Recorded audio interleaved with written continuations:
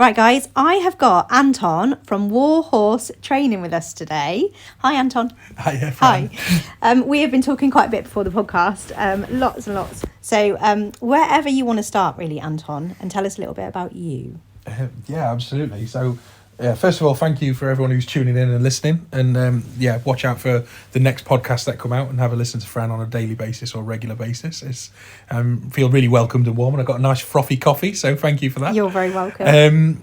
So a little bit about me. So, Warhorse Training started in 2015, and it was originally a personal training platform that did martial arts, and that was kind of it. And then we digressed into clothing, and it was like a side hustle, a little bit of a hobby job, whilst I was a national manager on some really big brands and really big names, which I don't want to mention too much because, I've not got permission to do so. Myself, throwback to my childhood, I didn't have the best childhood from a standpoint of schooling. Mum and dad loved me. They supported me a lot, the best they could, but I was severely bullied. I'm talking about like tied up with a skipping rope and dragged around the playground. I got my chair legs put into my chest, my knees broken with table. I don't want to go too much into detail, but very, very badly bullied, not just these names and ridiculed areas. And I went into martial arts. Mum and dad guided me that way. Very different upbringing from mum and dad. They're both together, still together now, love them, but very, very different. Both of them have very different parenting styles. And I struggled to find a safe place to land. And being dyslexic in school, I was always told I was thick. It wasn't very well recognised. Mm-hmm. And I have something called a serotonin imbalance, which is makes me more hyperactive than ADHD, which gets treated very much like ADHD, but it's where your fight or flight receptors, your neurons in your brain is firing more on one side. So it allows you to remember better, photographic memory, talk about multiple things at once. It's kind of like a superpower sometimes. Yeah. But you can't turn off like at all. I function on like 3-4 hours sleep a day. And I'm always raring to go and happy to keep moving forward. But then my cortisol levels are really high. So high cortisol levels is a fat storing hormone. It's not great. I digress a little bit. So not the best upbringing with regards to bullying and stuff, but then I found myself in martial arts, and I found some frustration outlets at a very young age. And I did martial arts, did motorbike racing, did running, played guitar in a band, old school band called Password Accepted. We got a couple of sponsors and played with some very famous artists, which was very cool. Wow. I didn't mention that beforehand. No. We're currently in a band as well at the moment called the Checkmates, so we're gigging around Swindon actually if anybody wants to have a nosy. But for me it was keep myself busy, keep my brain busy and active. Education was key. But ultimately, because of me being badly bullied in school, when I relocated to a second school, primary school, and kind of found myself a little bit. I had a really bad situation there where the bullies then went to the same secondary school I was going to go to.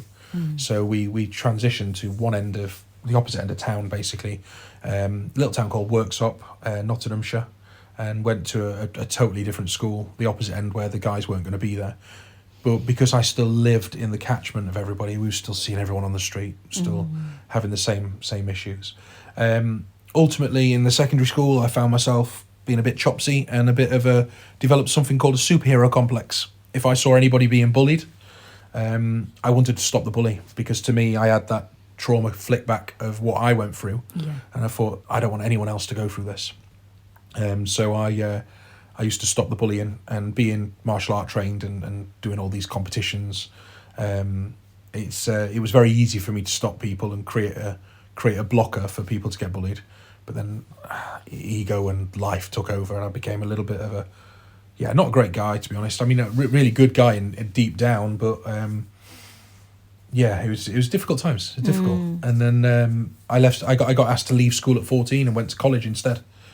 Came backwards and forwards to school in between, got my GCSEs, but I had to do something therapeutic. That was the agreement, because I was too, they said aggressive, but it was more assertive. It was more, I didn't want anyone to go through what I did. No. So with the serotonin, sorry to interrupt you, no, when did absolutely. you get that diagnosis? So, how old were you? Well, it's interesting. On my medical records, it says 1994, so I would have been 4.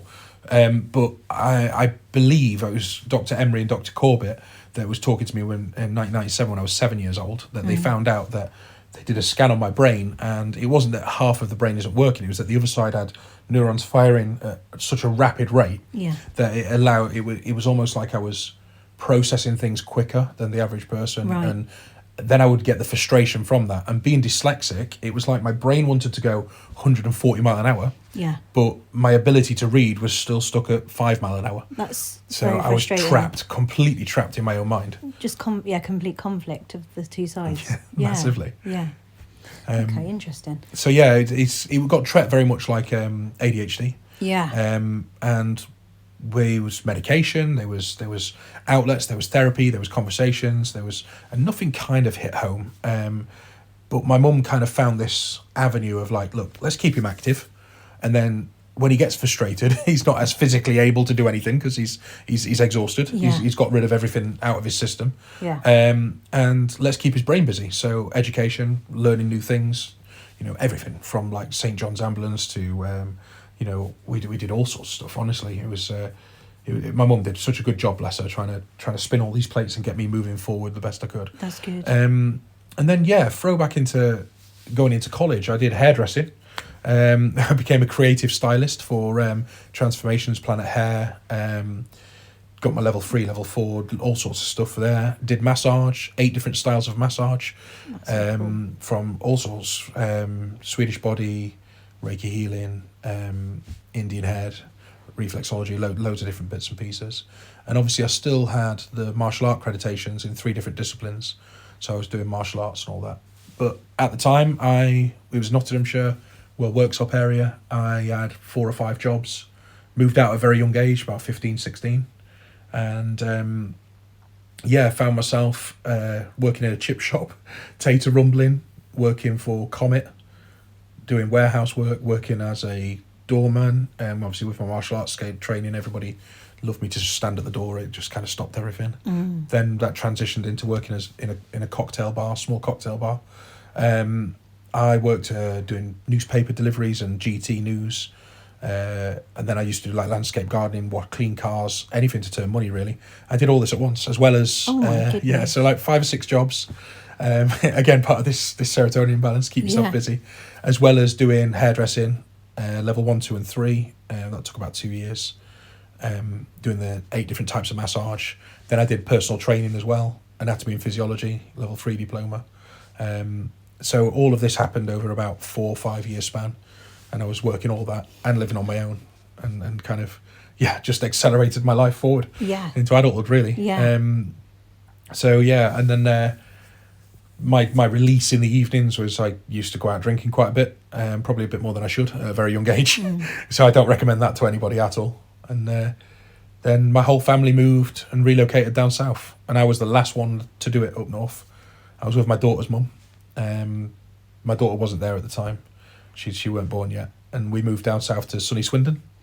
I was about 18, 19 when I moved. Right, okay. And I very much cut ties with everybody up north. I needed to change. I was such a different person up north. Yeah. I was very headstrong, very self-assured, very confident, very arrogant, big chip on my shoulder. Didn't take no... I don't know whether I'm allowed to swear on it, but didn't take any shit from anybody. I was very much like... I was a very strong character. And I felt like I was protector of the whole universe. I had this superhero complex. Saw anything that was wrong, Anton Wilkes, Captain America, would go and save the day, and that's kind of how I was wired. So I had no future. No, so coming down here broke that cycle? Massively. Like straight away or over time? Instantaneous. I moved down here, found myself in a sales position for a small conservatory company, became an area manager within the first year, became a regional manager shortly afterwards, got made redundant from that job after having to make everyone else redundant because the company went into administration. Got a nice payout, paid for a car, then decided I didn't want to do management again. Went to Asda within the first year. I've name dropped someone there, sorry. Within the first year, I was a floor manager in a small department section of the floor.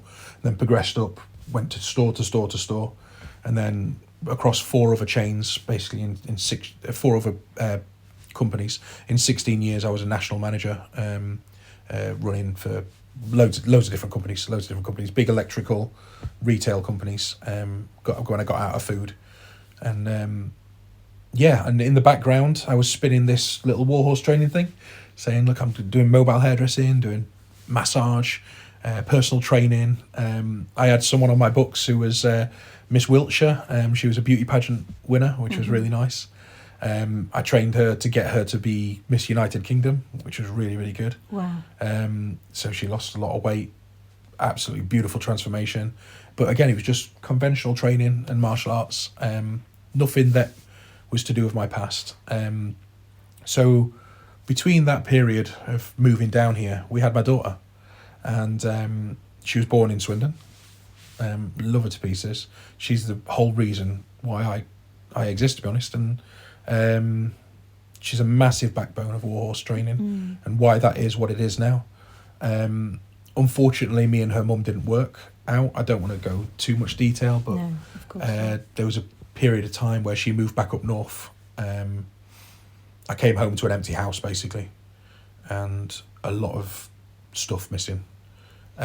Life just ripped apart. That was hard. I remember that day very difficultly and vividly, phoning the police saying, look, someone's robbed my house. And they kind of went round and said, look in the wardrobes, what's missing? I says, well, all of my daughter's stuff's missing. A couple of motorbikes were missing, a couple of guitars were missing. There's quite a lot. And they said, okay, now go into your room. Went into my room. Her mum's stuff were missing, but mine wasn't. And that's when the penny dropped, really. And I was like, great, okay. Whilst I was out being a regional manager at the time with that one, I had to stay away every so often because the region was quite large. And I just come home to an empty house. I had no idea it was happening at all. I guess people find other people and think that that's worth moving forward for. And that's fine. That's up to them. It happens. Subsequently, I always had access to my daughter. Always travelled up north. Always saw her. Kept that consistent. Always paid for the maintenance, paid for everything. Never missed a beat. Saw her every 3 weeks for a long weekend. A caravan up in Skeggy. Some really good memories there. And I then got a phone call saying, you need to step in. I don't want to go into too much detail. Subsequently, I got my daughter back full time. And she's been with me for about 7.5 years, 8 years now. She's got ADHD like me, diagnosed. We believe she's got the same serotonin imbalance. The doctors believe so as well. Okay. But, they said because it's the same as ADHD, they're just going to leave it be instead of keep treating her. She's been through a lot. She's got trauma, childhood trauma, same as me. Very different reasons. Again, don't want to go into it. She's got PTSD, over 70 counts of triggers. So if a door's closed, without saying, I'm going to close the door now, good night, she believes she's locked in that room. And she'll act very erratically. And not so much now, but in the beginning it was really challenging. Anyway, she went for all this counselling, all this therapy. Very similar to me when I was younger, and none of it really worked. Some of it did, some of it didn't. I made some amazing connections, some beautiful people out there, and I can redirect people to these places. Honestly, there's some amazing places that can support. It just wasn't the right support, and I got myself trained in trauma therapy, various different areas of therapy, through the courts and stuff to best support my daughter. But I couldn't be a national manager anymore. Relationships were hard to hold down. Jobs were hard to hold down because I kept having to come back every time my daughter had a moment. We used to call them eruptions, like a volcano eruption. She always used to get really hot and feel it bubbling over, and it just, that's it. She'd be full meltdown. So there was that's her terminologies. And I remembered what I went through. Keep the mind active and learning, keep the body physical, get rid of those frustrations. I was looking for some type of frustration therapy outlet. Closest ones I could find was over Oxford Way, a boarding school.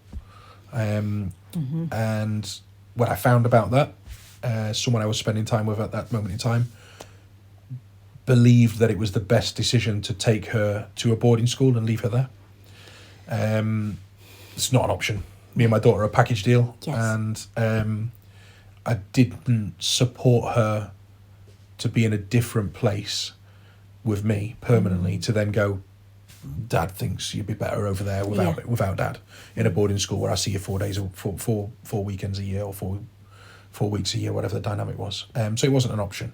So I looked into it, spoke to the courts about it, all these different practitioners, and I created a massive part of Warhorse Training, which is probably my most successful part, called CFIT or AFIT, Child Frustration Intervention Training, or Adult Frustration Intervention Training.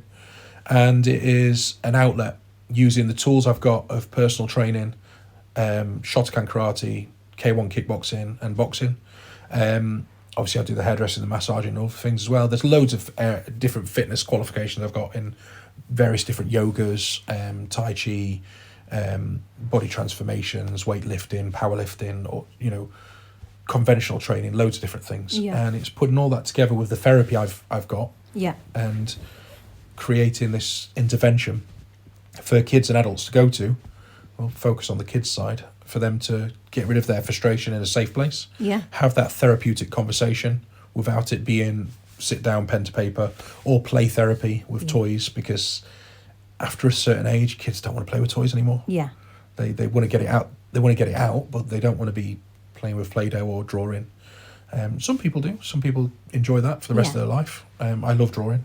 But some people need something physical, and then they have that safe relationship with you. Absolutely. Is that, do you set it as a program, like say drawing and talking is 12 weeks, or do you just keep it ongoing depending on what the child needs?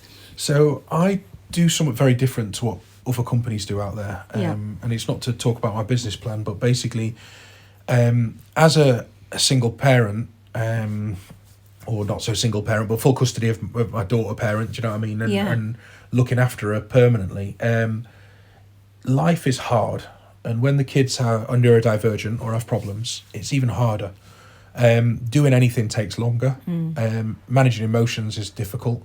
Getting places is challenging. And when you're in a place, it can be overwhelming for them, which means you've got to deal with things differently. Certain things slip through the net.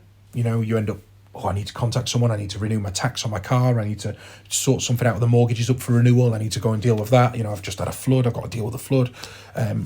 Conversations become not as forefront as your child's emotions and what you're dealing with on the daily. And the last thing you want is someone to then layer on top of that pressure selling, you know, forceful conversations. It's just not needed, or contracts. So we do have a payment policy in a contract, but it's very versatile in the form of someone comes to Warhorse Training, rather than a package of sell, I say, this is me, this is what I do. We can go down the martial art avenue and you can learn martial arts. We can go down the personal training and body transformation. We can go down the powerlifting. Obviously there's the massage and the hairdressing. Or we can go down the frustration training. Yeah. Or you can pay a certain price and go a blanket of all of them, and you choose what you want. A massage excluded, because it's a much more different process and a little bit more expensive. And then we book them in, and there's no pressure selling, there's none of that. If they want to do once a month, they do once a month. If they want to do once a week, they do once a week.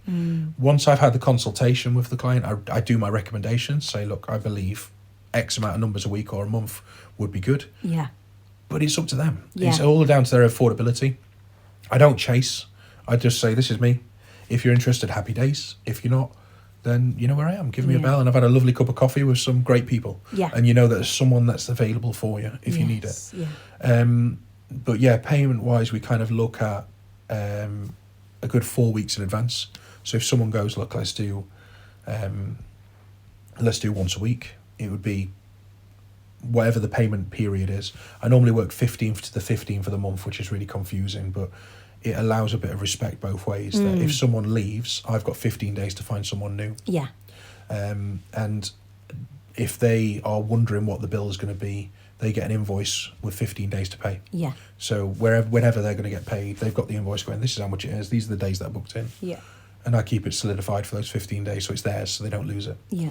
And then that's kind of how it works. But we focus on getting that frustration out in a safe environment, doing raid room activities. So we write worries on a plate, smash the plates up. We get sledgehammers onto tyres, and we have slam balls.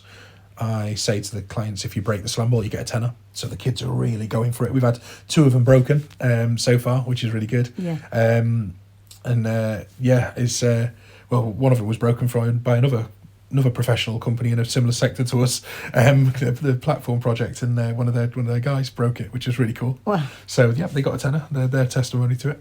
Then we'll do battle ropes, we'll do keg slams, we'll do weight training, hitting pads, learning martial arts, throwing each other on the ground. We've got a rubber crumb area in the back garden of the training room. We call it the Zen garden. We do planting, so we do all planting and pottery stuff around there. That's lovely. And then we've got fidget toys, whiteboard, chalkboards for them to write things down. Yeah. And if they don't feel like talking, they might just put a bullet point. They might just do a drawing. But you'd be amazed at what comes out in these sessions. I can imagine. Not just through the frustration and the anger of getting it out, but also the conversations or the drawings or the doodling. Some people just break down, cry, scream, shout, let it all out. Yeah. And that's absolutely fine. I think there's a song that goes like that. Yes, there Scream, is. shout, let it all out. And it's just a beautiful thing. That's like the one you're thinking of. Yeah. I won't sing on the podcast. But it's just a beautiful thing. And then obviously we do take it very serious with regards to training as well if people want body transformations. Yeah. We've got people that do powerlifting competitions, martial art competitions. They go into fights and bows and white-collar boxing matches that train at Warhorse Training. So it's not just for SEN and neurodivergent children. Yeah. And then we've got adults like myself who are raising neurodivergent children and struggling daily to just get through the normal adulting life, because they've got so much that they've got to deal with on their plate in the moment with the children, and they get frustrated too. Of course, even if their child goes to school, even if that child is managing to attend school, they're still doing all the bit behind the scenes. They're trying to keep the house tidy, clean, fighting, filling in forms, and there's just no time for themselves. They're at the bottom of the pile. Absolutely. And then they're always looking over their shoulder thinking, is today the day the school phones to collect them? Yeah. Or, is there something I've missed? Are they having a are day? What are they going to come back home like? Yes. Are they going to come back home like a whirlwind? Are they going to sit down and just watch telly and, be like Kevin and Perry? So unfair. I don't want to do anything. I'm not your slave. It's just like that. It's providing that safe outlet for parents is just as important. Yeah. And they love it. They absolutely love it. And it might be a log press above the head. It might be frustration fighting. We do pool noodle fighting, where we're fighting with pool noodles. I love that. I got full police riot gear and martial art, like taekwondo gear, and I just let them hit me. Police batons or whatever it is, bow staff work, nunchucks. And I'm blocking and defending, and I'm building their frustration up because they can't hit me. And I'm dancing around and I'm blocking them and moving them around, and they're just absolutely levering into me, and I'm just moving them, and then I'll give them 30 seconds at the end, right, do your worst, go for it, bang, bang, bang, bang, bang. And I've got a head cage on, groin guard, everything's quite safe to me. Obviously I'm training people that do proper fights, so I'm used to getting hit, so giving them 30 seconds to unleash whatever they need at the end of 3 rounds of 2 minutes where they're not hitting me is and it just all comes out. It's brilliant. Just going back to what you do with children, what's like the feedback from families like in terms of when they go home? Are they sleeping better? Is their behaviour maybe they're a bit more rebalanced and things like that? What do you get feedback? I've got a whole PowerPoint presentation I take to schools and stuff actually, and I've started showing parents with it because it's a frustration intervention training. It's a form of fitness therapy. Kids do leave school early to come to me. Or they come to me, then go to school as an intervention. It can be covered and has been covered on EHCPs, through PE plans, through therapy interventions within school. So it can be funded. It's not a route that's very successful because nobody wants to pay for anything nowadays. So a lot of parents do fund it themselves, but schools do support. So the track record of this, we've got a little flow chart of everything, and basically it shows that it's indicative of someone who does 3 days a week with me, which can be quite a large package, and I appreciate that. Their eruptions, which is what we call them, or the meltdowns, versus communications without incident is almost non-existent. They're not kicking off at all. They're communicating about it, and they might be communicating in a really vulgar, non-respectful way, you know, effing and jeffing and letting the frustration out verbally. But the fact of the matter is, they're not ripping doors off, punching walls, pulling hair out, self-harming in the corner, Yes. and doing that. They're communicating. Yeah. And the reason for that, when I speak to the children and the parents, and the justification for them to be able to communicate without eruption, is they know that they're coming to Warhorse tomorrow or the next day or 3 days' time. Yeah. It's not a long wait for them. So in their mind, the parents or teachers or we always call them the paying parents, so it could be a teacher, could be a carer, could be anyone. They would say, look, if you kick off, you're not going to go and see Anton at Warhorse tomorrow or the next day. It becomes not a dangling carrot, but more of like a reward scheme for them, because they get that outlet and they do want to come. Yeah. And that's their routine, and they don't want to break that. I'm sure they really look forward to it. Absolutely. Yeah. And it's even better when you've got people that don't want to go, kids that don't want to go to school. Yeah. And they're saying, well, you're leaving school early to go and do something you want to do. I think that's vitally important anyway, not because I disagree with going into school and mainstream education at all, but the young ones of our age, they have a certain amount of day they can take on. Yeah. And there's a reason why the school hours are between the school hours they are, and they're not a 9 till 5, because 9 till 5 would be too much for them. So for them to leave school, come to me for an intervention where they are working hard and they are thinking and emotions are raw and they're physically active, to then go home and eat and then take on whatever social lives they've got, it's too much. Yeah. So for them to leave school early, 1:30, 2 o'clock, come to me, do an hour session, get home, 3:30, 3 o'clock, it's within those remits of a school working day, which is the reason why the school working day is set up the way it is. Yeah, absolutely. So it does help a lot. Good. It's absolutely amazing. I thoroughly love it. We've got a couple of schools on board. We've got a couple of alternative provisions on board. Yeah, good. In the summer holidays, we support some amazing projects and places.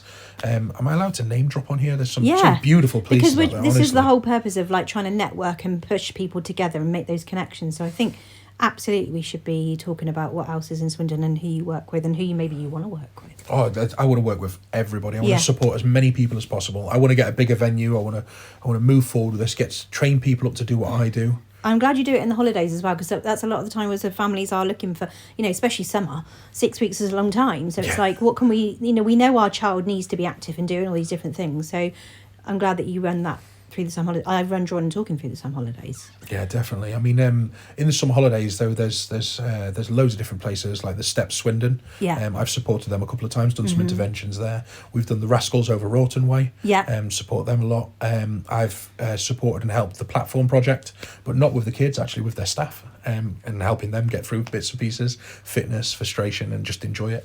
Hunt Scholar, another amazing place out there that I've supported their school for quite a long time, and their staff as well. Yes. Which is brilliant. There's a couple of schools out there. I know I can't mention the schools, so there is a couple of schools out there. Yeah. There's 3 in total that I support now. And we do a school outreach program where they would come out of school, do an hour of frustration therapy, the child frustration intervention training, CFIT, and then they would do an hour of cooking with us and learn life skills. Lovely. And then we would do a walk and talk, because we've got a therapy dog.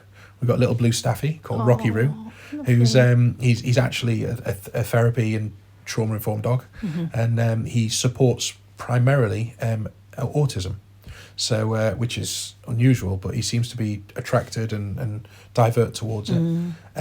He's absolutely fearless, watches all these punches and the frustration training, just sits there. He does disco dog on command and all sorts of different things. He's amazing. All my videos, love him. But we'll do a walk and talk. Yeah. So if it gets too much or too physical, we'll just go for a wander with the dog. And we get him to sit at the end of the road. He looks both ways for cars. And it just brings everybody back to nature and back to something that's a little bit more real. That's brilliant. And they're the type of outreach that I do for schools. I do them in summer holidays as well. One-to-one is where I love. Yeah. But I want to start doing some group settings. At the moment, my training room, even though it says I've got a max capacity of 12 people I can be in, I wouldn't want 12 people. We'd be all stopping on top of each other. Yeah. I could do about 3 or 4 at once, unless I go out to a field or someone's got a hall that I can use, which is what I do with the schools and these, Steps Swindon. I mean, the Rascals, we did 150 people in one go, which was phenomenal. I absolutely loved it. There's loads of photos of it around, but we've had to blur all the photos to support, obviously, their GDPR and who they are. Yes. Keep them safe, keep the kids safe. So yeah, there's a lot to this. Yeah, and I think that it can only grow and grow. And you've got spaces, haven't you, as well? You do, so yeah. You'd like to take on some more? Yeah, definitely would. So at the moment, we've got about 4 or 5 one-to-one vacancies that are available. Okay. I don't believe in holding on to people forever. Once people are ready to spread their wings and fly, let's let them go. Yeah. So we have people that do like 3 days a week. They go down to 2 and 1. Even if they're not ready, I will say they don't believe they're ready. I'll say you are. Let's go down. Mm-hmm. To me, it's about the journey and the person and their personal development rather than the money. It is a business. Don't get me wrong, and it has to be profitable. Yeah. But at the same time, not at the jeopardization of someone else's pocket or taking the mick. Yeah. And I've got some people that have been with me years and years. They've left and they're now, doing rugby, say for instance, and in a really reputable rugby club and doing amazing with it, and just transitioned, total different kid, lost loads of weight, in an amazing place in their mind, strong, confident, holds their head high. Yeah. They outgrew Warhorse, and that's exactly what I want. And I still keep in contact with the family. Yes. Once you become part of the Warhorse army, we are a family, and we never truly let go of everybody. We're always still there on the other end of the phone. Yeah. We've got. So I'm trying to think. There's actually another school, Crowdy's school, that I support teachers and students in there on a one-to-one basis. Yeah. And not to do with the school, but the school's sent people here, or the teachers have sent people here. Yeah. And there's another amazing success story there. And obviously we've got Miss Wiltshire, who's became Miss United Kingdom beauty pageant winner. She's now going for an international beauty pageant, where you'll see loads of photos of her because she trains quite a lot with us, and she's very, very active on social media. Yeah. But she's another success story that isn't SEN or neurodivergent related. No. So yeah, I don't want to be put into just one singular category, but it's definitely my USP. Yeah. Is working with people that are neurodivergent, ADHD, SEN, and trauma and frustration related. The success rate of it is phenomenal. Honestly, we got reviews everywhere. I've just set myself up on 118 and all sorts of things because other people are going, "Oh, you're on here, are you there?" Ultimately, most of our reviews are on Facebook. We've got quite a few on Google now. And I've got a little on my Instagram. We've got about 4,000 followers at the moment of people that have been and gone through Warhorse, success stories and reviews on there. So, but yeah, it all started with my bad past, overcoming it without really knowing what we was doing. My mum just doing the best she could. Yeah. The badly bullying that I had, bullying that people couldn't comprehend. It just doesn't happen nowadays. No. And then Why do obviously you think my daughter. that happened to you? I think I allowed it. I mean, Okay. I didn't react. I was scared of my own shadow. Even when I was doing the martial art training, in the ring, there's rules. There's a referee. If I took it too far, I know that someone would stop it before someone got so seriously hurt, and vice versa. There's certain things you could and couldn't do. Outside in the real life, it was like, if I retaliate, I could really hurt this person. Yeah. Or they could really hurt me, and it could go too far. I mean, to be tied up with skipping rope and dragged around the playground and then getting your hands broken on, all my fingers got broken. This is on another level. It's This is not almost like allowing it. normal bullying. This is on another level. Yeah, I mean, it's horrific, but it was character building for me. It's made me who I am, warts and all. You It's have to made me who I take am. from these experiences, don't you, and how you turn them into a positive, and who it's made you who you are. I mean, But it's horrific. It is, and it's had a knock-on effect in life. So if someone's been through bullying, I get it. I've been there. I can support them. If someone has been through hardship and poverty, I get it. Yeah. I've been there. With regards to ADHD and neurodivergency and my serotonin imbalance and dyslexia, I get it, and I can support and relate. Yeah.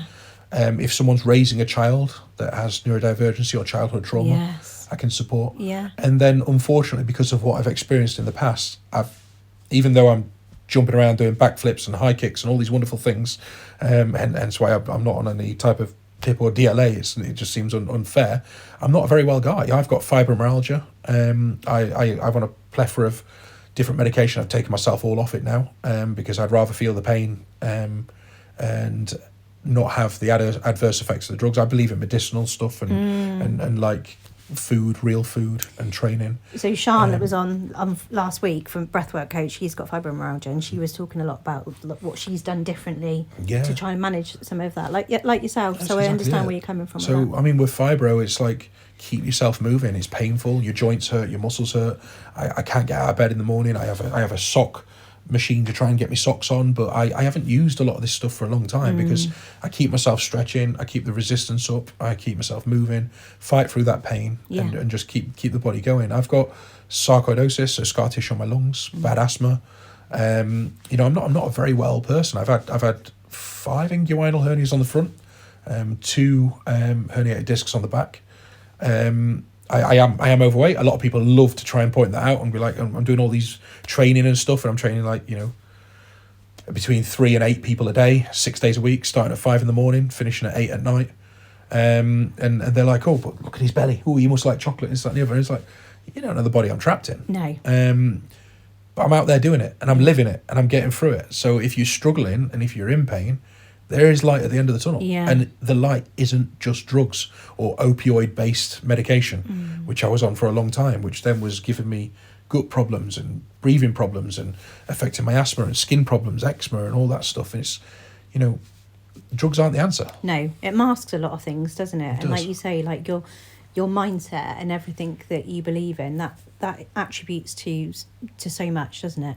And that really can push you through if you do have that mindset of keep pushing on. And you clearly do. Yeah, absolutely. Yeah. I'm very spiritual in a lot of the thoughts of this. Like it's about connecting the mind, body and soul, and being one entity and doing what's right for you. Sometimes I'll do like flow state style forms or moving or training or kind of different stances. Imagine like Tai Chi or katas in martial arts. Yeah. I'm not hitting anything, but I'm going through the whole motions of the movement. Sat in a deep squat horse stance. I'm doing a couple of posts at the moment about different stances and different guards, because a lot of people, they'll see what I do and they'll go, yeah, but he should have his guard up, he should do this, he should do that, his feet's not in the right place, knuckles to the chin. 100%, that's the discipline you've learned, that's amazing. But there's more martial arts out there than one. There's more to life than just boxing, there's more to life than just karate. Some people do it just to get rid of frustration, and the technique matters, but not as much as what's inside, getting that rage out, clearing that mind and that spiritual, just getting rid of all that negativity and just cleansing yourself and giving yourself a good aura to walk out. And then obviously there's different martial art grades and different avenues you can go down where guards are very different, stances are very different. There's a reason why there's mixed martial arts out there, because one size fit all, it doesn't exist. And some people can't get low into a martial arts stance. Some people can't hold their guard up for a long period of time. Some people are 89, ex-military boxers, and still out there jumping on the floor doing 10 push-ups and hitting pads. I've got someone in my portfolio that is that, and they won't mind me saying it. He's I want you to talk about him. He's amazing, absolutely amazing. I see him a couple of days a week, on a regular basis, sometimes more. I do some cooking, meal prepping stuff for him. We hit pads. He's an ex-military boxer. He used to be a welterweight champion. He was in the Western Daily Press. Absolutely amazing guy, amazing story. And just listening to what he's been through, I can relate. And obviously the Warhorse element, I do a lot of like marine circuit training and military background training. Once upon a time, when my daughter disappeared, that was what I was going to do. I was going to go into the army and do military circuit training, be a PT. Wow. And then that wasn't my calling, clearly. I had a whole left turn to then becoming a full-time dad. And everything happens for a reason. Yeah. But now we're running around with stab-proof and bulletproof vests like plonkers, and I've got an 89-year-old guy that's still hitting pads, still doing resistance bands, doing wall sits and like squats on the back of a wall, jumping down, doing 10 push-ups, getting straight back up. That's so inspirational. That's where I want to be when I'm 89. Yes. And he's still got problems. We've all got problems. He's still got aches and pains and arthritis or whatever the dynamic is, skin difficulties, all the rest of it. But he's out there living it, doing it. And outlasting a lot of people and keeping himself moving. And the caliber of life he's got is phenomenal. This is a guy that doesn't need to be in a care home, can support himself, live on his own, and do what he needs to do. He's got a massive support network outside of that, an amazing, loving family that support him. But that's just another success story. Yeah. So from supporting nurseries at the age of like 2, 3, early year developments, walking, talking. I had a guy that had one leg and a withered arm. And, you know, then got an 89-year-old guy that's still jumping down, doing push-ups and hitting pads. And then obviously the frustration techniques of getting rid of people's frustration where fitness meets therapy. Yeah. Oh, it's amazing. Is your daughter proud of you? She absolutely loves it. She actually works for me now. Does she? Legitimately as well, yeah. Yes. So we went through the Swindon Borough Council. She's got a work permit for, I can't remember what it's called now, early... young person's work permit, basically, because she's not of age to work yet. So she's governed by a certain amount of hours she can work, and a certain in and outside of school. The school's on board. The school supports her massively with it. Good.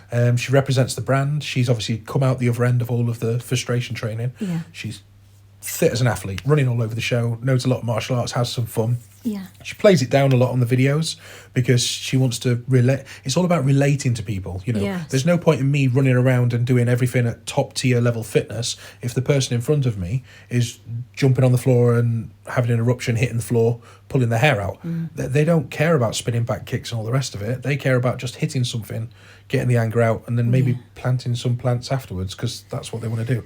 I can see that you can recognise that you're meeting them where they are. Absolutely. And we match their energy. Yes. So, like, there's no point in me, if we're doing pool noodle fighting, absolutely wiping the floor with someone. Yeah. What have they gained from that? Yeah. They need to be able to hit me, have fun, match their energy, match their level, match their abilities so they can grow. It's all about them. It's not about me. It's not about that at all. But that's good because they could one day be doing one thing and then come in another day and you'll be like, how are you? Well, actually, okay, let's change up what we're going to do. So that's why it's good that it's diverse and you can get a good read on what that person might need from you. Yeah, definitely. So like from walk and talk with Rocky Roo to cooking, filling out a chalkboard or fidget toy play to, you know, actual having sit-down conversations, or then the complete opposite end of the scale where it's very, very physical. Yeah. And it's more of a PT session. Yeah. Or learning a martial art. But it's all about building that emotional resilience and supporting them to move forward and regulate their own emotions. Anyone can tell a kid, stop doing this. But what's important is for the kid to acknowledge that they're doing something without being told and stop themselves and self-regulate. Yeah. That's the time that you hear about these teenagers and young ones that, you know, have self-harmed in their bedrooms, in the toilets, bringing blades to their body. You know, you can tell them, don't do it. But if they've not got the ability to stop themselves in the moment or make a different decision, they're going to keep doing it. Yeah. There's no point in telling someone something. It's about giving them the skills and support network and mechanism and framework to have an outlet and go, right, I don't need to self-harm. No. That's why I went into fighting. You know, there was times when I used to fight and I used to drop my guard, take a couple of hits. It was my form of self-harm. I think when I got bullied, and I allowed all of that to happen, it was because it was my release. Yeah. I was happy to get, well, not happy to get a table rammed against my legs and have my kneecap coming out, but I was happy to have things happen because I would ache for the next couple of days, and it was a release. It was, I am real, I am alive, I do feel, I do exist. And that's why it happens, isn't it? Yeah. And this release is, that's what they're craving. They're not craving the blade to skin. They're craving the feeling, yeah. And to something that is better than the numbness of life and being stuck in their head. Yeah. And being completely emotionless and just floating. Yeah. And social media has a massive, massive part to play in this. Oh, hugely. And peer pressure and trying to be part of the social norm. And you know what? Just be yourself. You know, we've got some good values at Warhorse Training. You know, maximum effort, be yourself always. You know, there's loads and loads of parts on there. They're all on my board as little hashtags. And if you watch any of my videos, I am goofy. I quote movies. You know, I'm sat there when I'm doing like roundhouse kicks and stuff, and they're going, I don't get it. I was like, well, you just gotta, you know, pivot on your hips. And they was like, what do you mean pivoting your hips? And there's me doing an Elvis Presley impression going, it's all in the hips. It's all in the hips. And I'm dancing like Elvis Presley, but I'm quoting Happy Gilmore, who's hitting the thing. Oh, I love and, Happy Gilmore. And they're going, what's that? And I was like, and then I'm going, it's all in the hips. Just tap it in. Just give it a tap, tap, tap. And I'm showing them, and they're like, what's all that about? And then I'm meeting other people at their level. We're doing animal yoga, and we're sat on the floor doing cow. And there's like, what's a cow? And I was like, what do you mean what's a cow? So we're doing dog, cow, cat, and I'm making all these noises, and sat there going, do your best cow impression, and they're going, moo. And I was like, well, that's a sarcastic cow, isn't it? Let's be honest. Let's not be a moody cow. Let's do a proper cow. Let's go proper moo, proper cow. Let's get on with it. And they was like, oh, okay, so what noise does a dog make? And I'm like, I'm sat there talking like Scooby-Doo. Ruggy, ruggy, ree, right. Ruby, roo. And they just absolutely love it. And be your true, authentic self. No inhibitions. The closer you are to who you are as an individual, your character, people will gravitate to it. Yeah. But you will feel more comfortable in your own skin and not feel the need to change that skin, mark that skin, or dress like someone you're not. Yeah, true. Very, very true. Have you watched the Louis Theroux on Netflix, the new one? I haven't, no. Oh, we're going to have a conversation about that after the podcast. Yeah, definitely. The men that he's been interviewing. We'll have a conversation about that afterwards. Because that's how I want that conversation. And we haven't got time for a whole podcast on that. I haven't watched it yet, but I want to. Okay. Anything else you want to add before we close off? Just if this sounds interesting to you, a loved one, or anybody you may know, please just pass my details on. We're situated in West Swindon at the moment. We've been there, since 2015. But we do it mobile. We do school outreaches, supporting schools. We support care homes, any age bracket. And it's all above board. Everything's all sorted, insurance-wise. And it's the same with my clients. Like, some people don't want to go to the barbers. They don't want to go to the hairdressers. You get aches and pains. It's full, comprehensive, end-to-end treatment and support. And we do have vacancies at the moment. It does fluctuate, and time slots fluctuate.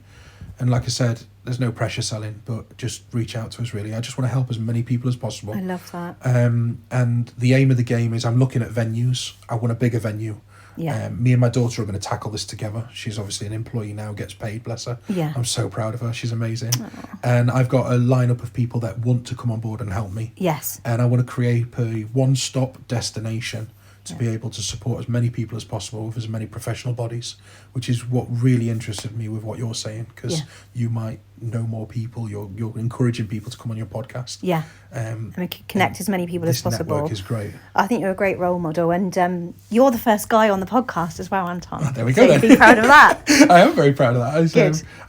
I bring a lot of feminine energy as well as masculine energy. There's nothing wrong with masculinity. It gets tarnished a lot nowadays. Yeah. But obviously with the hairdressing side of things, I love the lady side of things. I absolutely love it. That's great. So it appealed to a lot of people. It's really, really good. I think a lot of people will enjoy listening to this today.